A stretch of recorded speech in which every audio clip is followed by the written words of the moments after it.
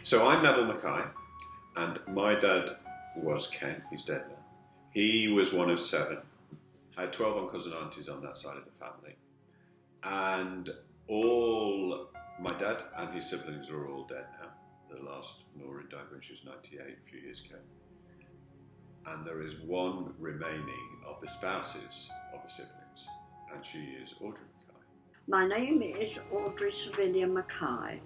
My maiden name was Sudbury. I was born within the sound of Bow Bells, so I'm a true Cockney. I was visiting her in December, and she showed me this card that she'd been given with a whole load of poppies, and it actually was the main gate. And she explained to me that she'd made a donation to a charity, and they, in thanks, they had sent her this card.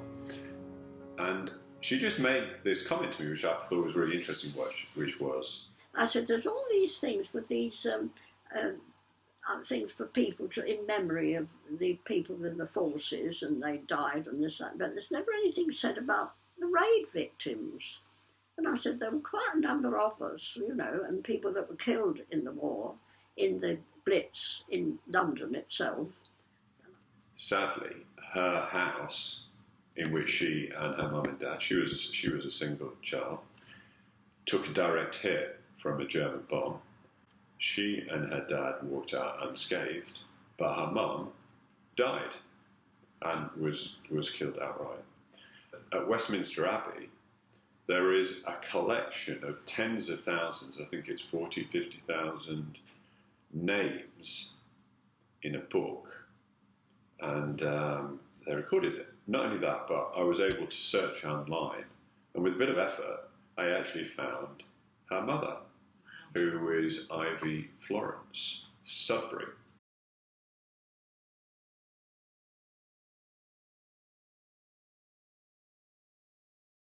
There were so many people, and I was only a little girl, you see, really, when you think about it. And it was, to me, it was far too many people all the time. I just didn't like it, And we had a light on, but every now and again, if there'd be a bomb nearby, it would stop the light. So there'd be no light down there. You can imagine what it was like, pitch dark down under the ground. Terrifying, actually. Sadly, that one of the reasons that they got caught in the house is because her mother decided that it was just too disgusting. It might have been safer, but it was just so disgusting. And because it was just relentless, it was night after night after night, that they just couldn't do that, so they had to go back to the house. This is just the harsh reality of what a whole load of Londoners and other citizens in the industrial towns would have faced. And it's difficult for us to, I'm a generation ahead of you, Lucy, but it's difficult for both of us, I think, really, to think, what must that have been like night after night? It was so awful in them. You want to go to the toilet. Well, they were not built for all these people, and that would be pretty awful, and all that. And you had to sit. You couldn't go to sleep because there was too many of us. We were packed on seats, You know what you have in the restaurant, well, that's what we'd be sitting on all night. And my mother couldn't take it. She said no. And my father said, no, let's get back home and take a chance, which we did. But I could never talk about it. Never talk about it. Until about 2 years ago. That's until I got to there before I could really talk, what happened. And we were very lucky. A lot of people were killed that night, but we were very fortunate, my dad and myself. For years, we lived in the centre of the square mile of London. My father, he was a pianist, and he used to play the piano for silent movies. And then they started bringing in music. So he bought a bakery. And so we had a baker's shop, right, again, near the square mile of London, not far from St Paul's. Oh, yes, and I'll tell you, one of my Saturday jobs with the bakery was we had biscuit tins along the counter, and people used to come in and buy biscuits by the bag, and they paid a penny or twopence, And Dad used to have me break up these biscuits so that on a Saturday the children could come in And for a halfpenny, they got a bag of broken biscuits. But we used to do it. He made me do it deliberately, so we could let the kids have a little treat. He used to say, we'd give the kids a treat. That was that. The war was on the horizon. And my dad said, now, Hitler will bomb this part of London.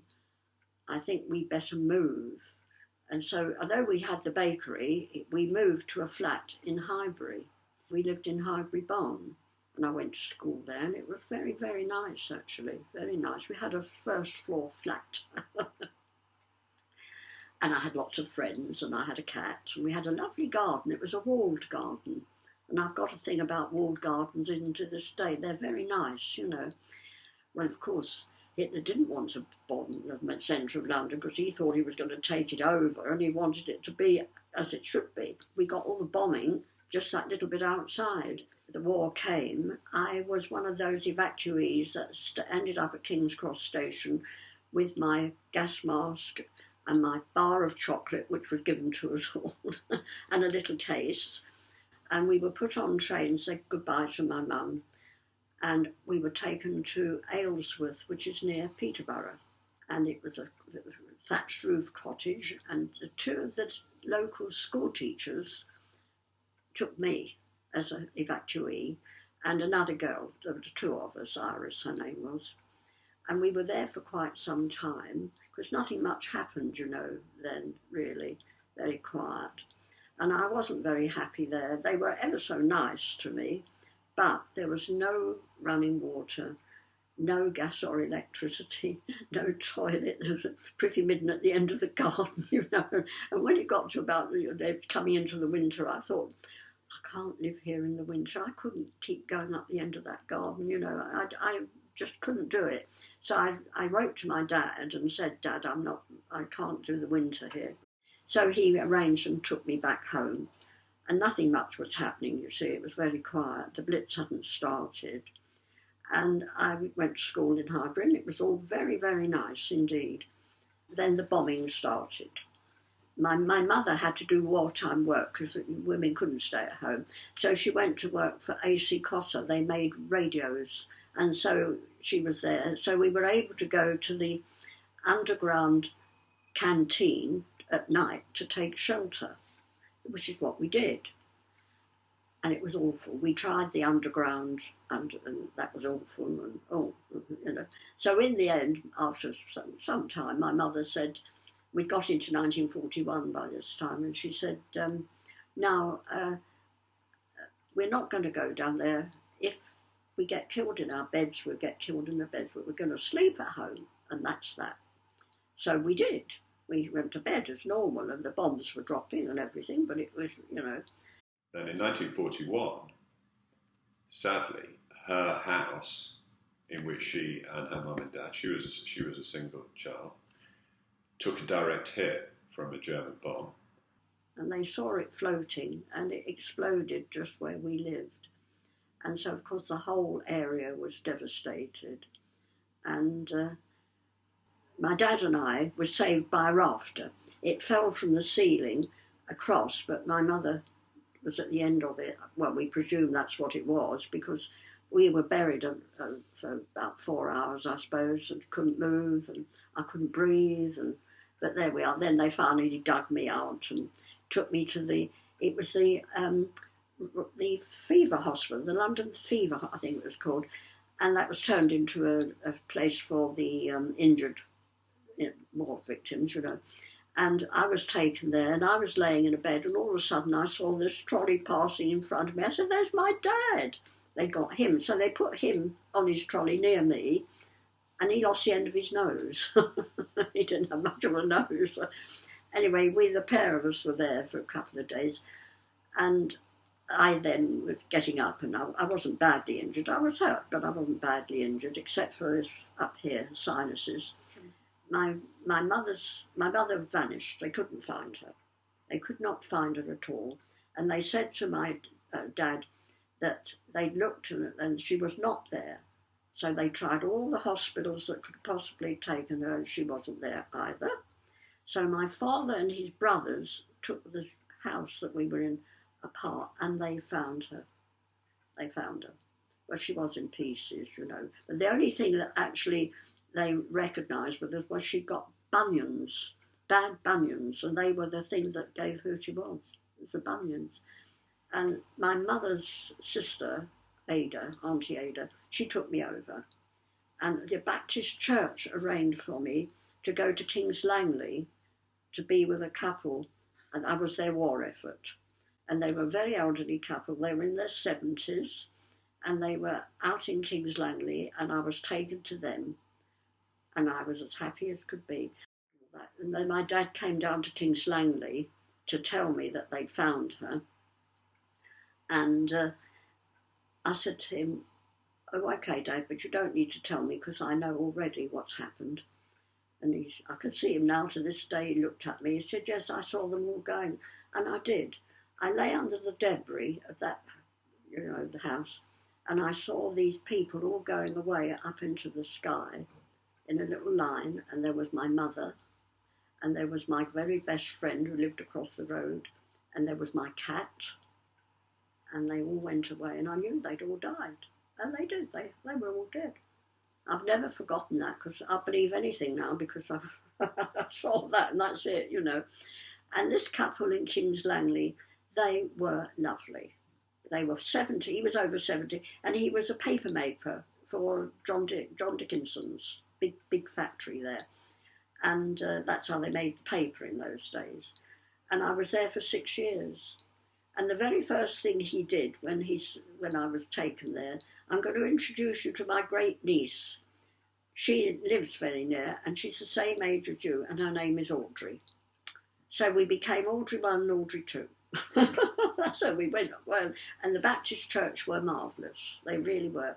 They got everything for me because I didn't have any clothes, nothing at all. But the only thing that survived it all was a cut glass fruit bowl. And I've got that over there. Mr. Walker was in the First World War. That's where he got his injury. And he wanted, and so they thought, well, I would be something. And their niece, they'd got their niece, which made life a little easier because we were always together with her mum and dad and so on, you know. So that was very nice, yeah. So, yes, that's why I was the war effort.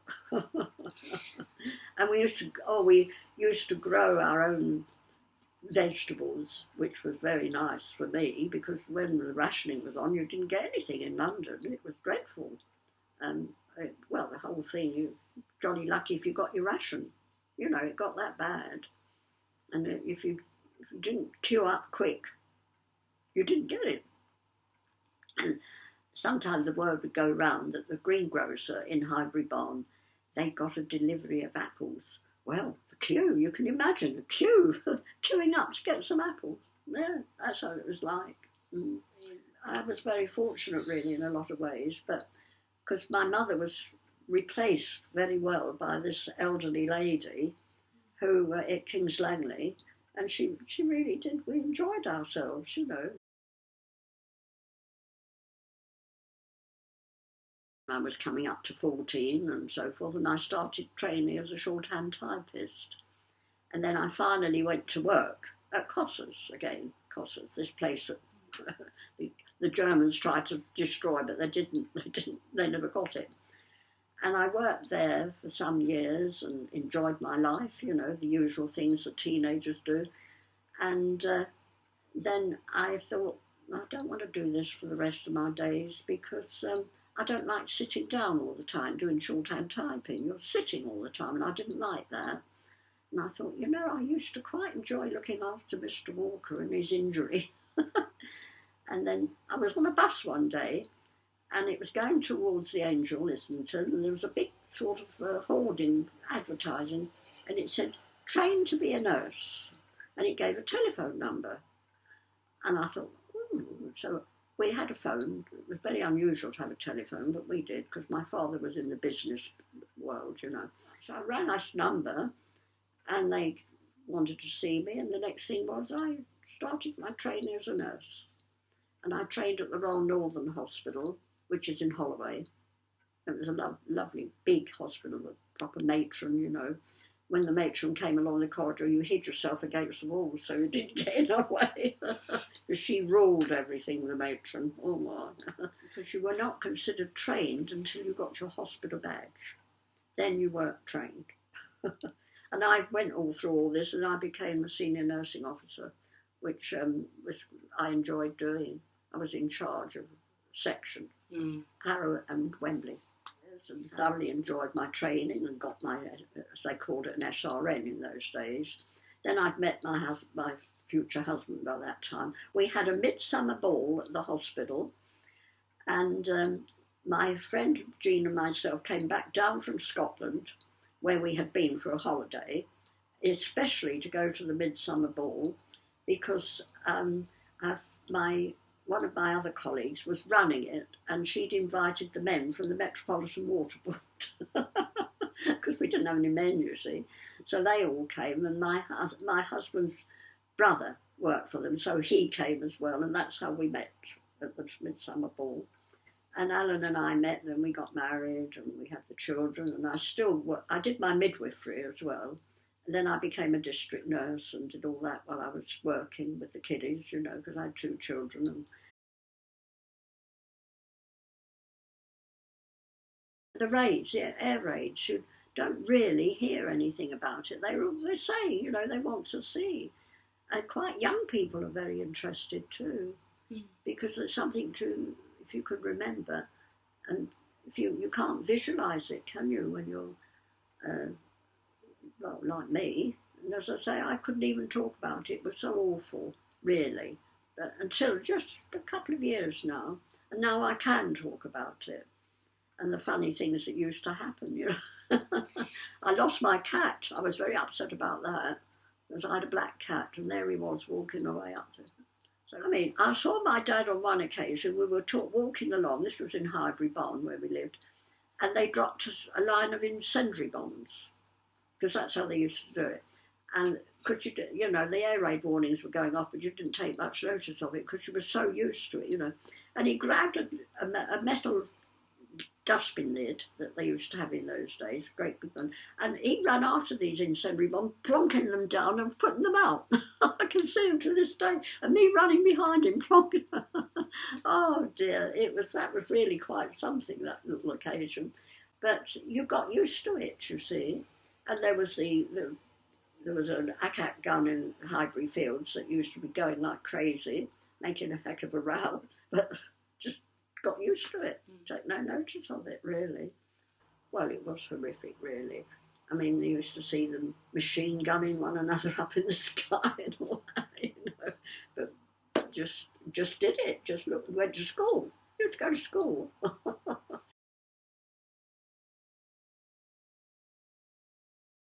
When I explained that my auntie is 90, they said, oh yeah, that's fine, if we just a short time, we can pull up. We're going to go in the west door, not the main door. And that takes us actually right to the spot where the St George's Chapel is.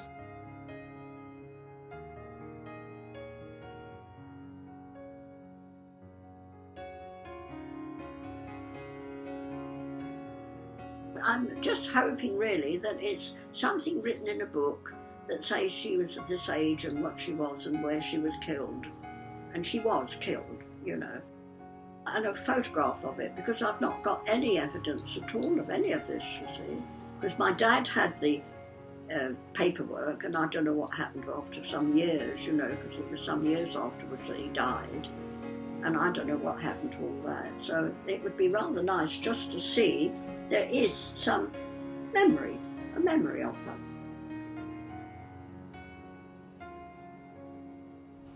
Well, we had a very, very nice journey there, right through Memory Lane for me, because we went right through London, which was marvellous.